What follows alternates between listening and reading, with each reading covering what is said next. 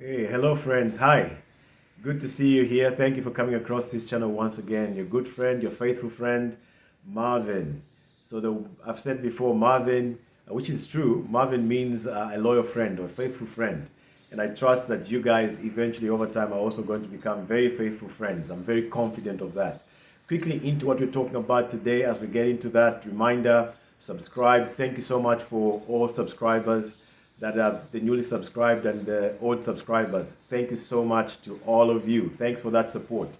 There's a need for us to grow this channel so it can help us in rediscovering truth, rewriting history. We know we're finding out that a lot of the things that we've known are not truth. We've been lied to, we've been deceived, we've been living in deception. And so part of the attempt here is to get us out of this deception, this dungeon of deception that we've been thrown into. And so this is really, really exciting. These are exciting times as winds of change are blowing across creation. So there's a need for us, especially black people, to correctly position ourselves. Africans and Africans in the diaspora, African Americans, a big army is being built and being brought together by God Himself, the Most High. So these are very, very, very exciting times.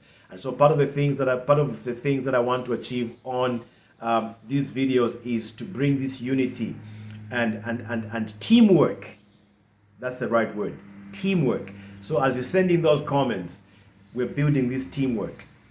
All right, so remember to subscribe once again, like and share, and send in those comments. So today I want to bring something very, very interesting about the country of Congo. And then of course we were yet to get into the study of the Kingdom of Congo, which was a much larger land mass than what is Congo today. All right, I've said some of these things before in some of either two or one videos before. One of the videos before this, I must have indicated that, and we'll share a little bit more. But very exciting thing that I want to show you about Congo today. But before I do that, I want to remind you, like I said before, I made that promise that we're going to go to these biblical locations that we've been looking at. And obviously, God willing, and I'm confident that God is willing for us to take this journey together. And so we'll go into these places. We'll look at the traditions, the climate, the dance and the wedding traditions. We'll be looking at those things in detail to see how these things actually collaborate with the Bible stories that we've read. Because I think that in the past, this is something that has been seriously lacking. So we'll be looking at wedding traditions, dance traditions, languages, talking about languages, a number of languages in Africa, such as the Igbo of Nigeria. I'm told by reliable sources that they have Hebrew words in their languages. So it seems to be a sign that these are actually Hebrew, because they are Hebrew, if anything. But the Hebrew has been watered down over the years and the centuries because of the migrations and the persecution, transatlantic slave colonization, and then also Africa being forced to use European languages such as English and Portuguese and French in West Africa. So it's like people lost on the original language itself, which was the Hebrew. And we'll be looking at that. And as we travel around these countries and locations, we'll also be looking at the similarities of these languages. It's going to be very, very, very, very exciting. We'll be looking at languages such as my own language, which is Bemba from Zambia, Shona from Zimbabwe, Swahili in the west of Africa. West Africa is 13 or 12 countries that speak Swahili. I can give you keywords to show, just give you a snippet of how exciting it's going to get. Is you look at the similarities of languages such as, for example, in my language, Bemba, if you want to say very much, like I love you very much, the word that we use is sana. It's pronounced sana, spelled S-A-N-A, sana. But the Swahili, which is about 12 countries in East Africa, the same word, they just pronounce it differently. It's pronounced sana in Swahili. So you look at all of those similarities. So as we go along, we're going to be looking at all of those things. Come to another word such as Jesus, all right? In Shona, which is Jesu, all right? And then some languages in South Africa also say Jesu. Another language in Zambia, which is Tonga, they say Jesu. In my language, the same country, Zambia, we say Yesu. So just slight differences, but the same words and the same meanings. and things like that. So this journey is going to be very, very exciting. Another keyword I can give you, I'm getting carried away with this lesson on languages because it's something I'm looking forward to. I'm looking forward to doing an actual video just focusing on the languages in Africa and their similarities and their likely relationship to the Hebrew language. Another keyword is Muzungu. A white person in Africa is, in many places I've gone to, is the same word as Muzungu. So again, you're looking at about 12, 13 countries in East Africa speaking the language of Swahili who use the word Muzungu, right? In my language, which is Bemba, is Musungu. You see that? Then in my mother's language, because my mother and father were two different tribes, so in my father's tongue, it was Musungu. In my mother's tongue, it's Muzungu. See that? So three different, but it's the same word, but three different pronunciations. So in Swahili, it's Muzungu. In my mother tongue, in my mother's language is Muzungu. See? Muzungu, Muzungu. Then in my father's language is Musungu. So we'll be looking at all of those differences, the languages, the traditions, the wedding traditions, and all of that. It's really, really, really going to be very, very exciting. But let me move on quickly. And as we talk about these traditions, like dance traditions, and just other aspects as well of the cultures and the lifestyles of the peoples, you know, I'll be showing you different dances from different parts of Africa. Because at the end of the day, when I think of dance, I always try and picture what kind of dances the Bible was talking about. For example, when you talk about how David danced with all of his might, danced for God, danced for the Lord with all of his might. You know, what kind of dance was that? I mean, these are African stories, but it's just nice and interesting and so stimulating to be able to think about what kind of dance was David doing here. And talking of dancing, you know, I think of this very popular dance in the west part of Africa, which is Ivory Coast, Cote d'Ivoire, which formerly called Cote d'Ivoire, but now it's called Ivory Coast. You look at this dance and look at how impossible this dance is. It's regarded as the most impossible dance in the world. So when I thought about this dance, first time I saw this dance, I'm like, this must be the forefather or the ancestor of Michael Jackson. Surely he must be. Michael Jackson must be related to these people. So these are the things that we're going to be looking at, and it's really, really going to be exciting. And with you guys coming on board, sending in your own resource materials and things like that through comments and maybe even videos at some point. At some point, some of you will even be able to come into my studio. You know, we talk more about these things as we continue to investigate our history. It's really, really, really going to be exciting. Now, talking of climatic conditions, let me move you over into the video of the day, the highlight of the day. Congo, I've said before, is one of the richest countries, if not the richest countries or piece of land in the whole world with regards to mineral resources.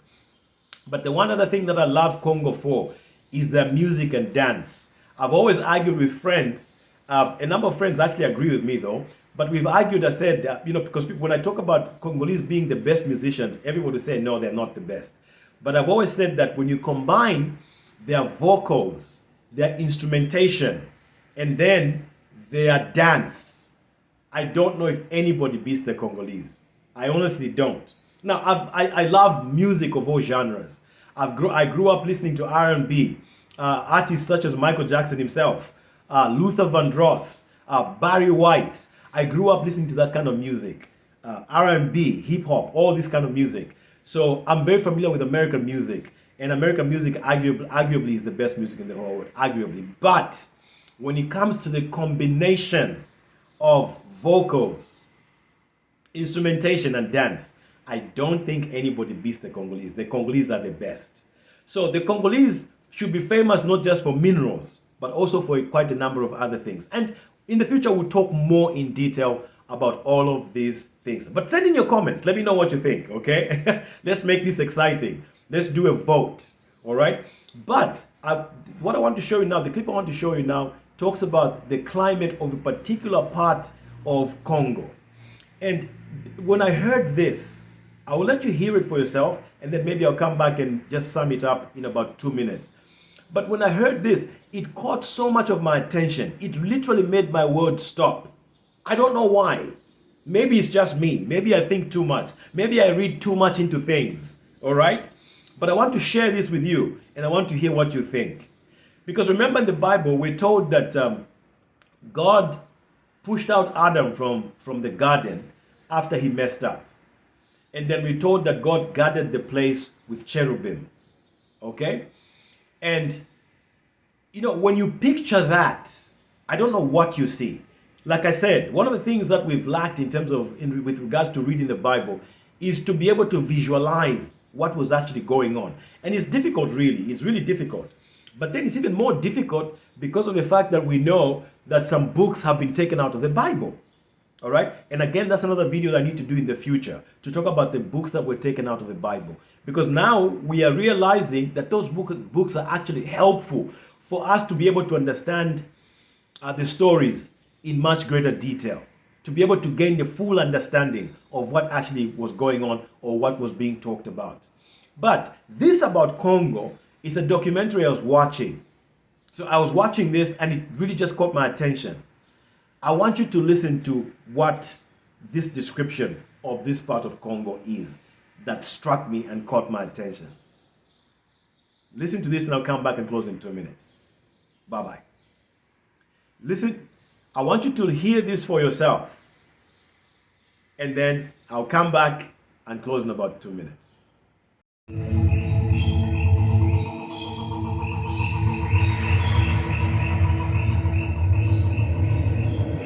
Dawn, and a new day reveals just how much control the jungle has over its own environment.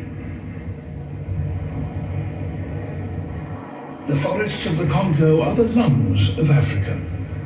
As they use the sunlight to build their tissues, so they release oxygen and water vapor into the air.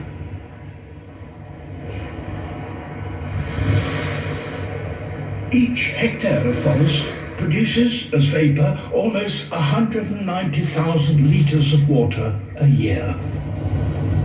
So much that it creates its own weather. Clouds blanket the forest, driving up the humidity and temperature. A storm is brewing. The Congo might be the richest part of Africa, but it's also the most violent.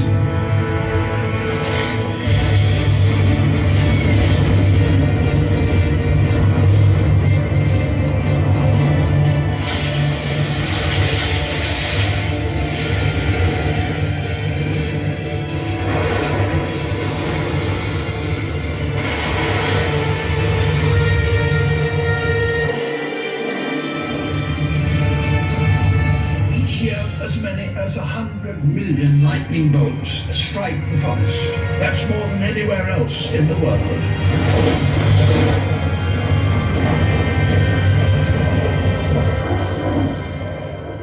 And with the lightning comes the rain.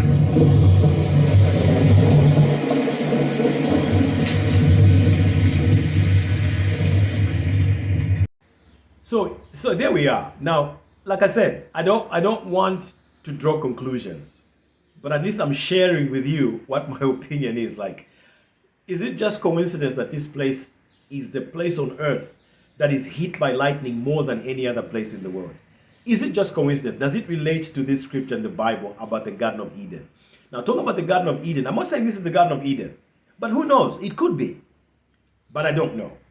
We're all searching for the Garden of Eden. We're searching for biblical locations. All right. And this, for me, is one of the prime suspects, if you like.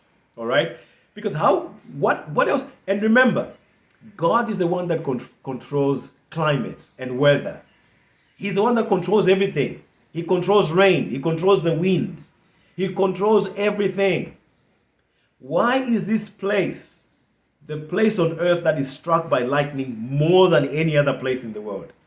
I don't know, but I found that really exciting. Like I said, I'm not drawing conclusions, but it made me very, very suspicious. This is a jungle that is inaccessible almost. So obviously there's a lot of treasure hidden in this forest, a lot of it. And there's a lot of history hidden in this forest. All right, I just wanted to share that thought with you guys. Let me know what you think. and I'll be looking forward to hearing what your opinions are. All right? For now, have a wonderful day, and I'll see you on the next one. Bye-bye.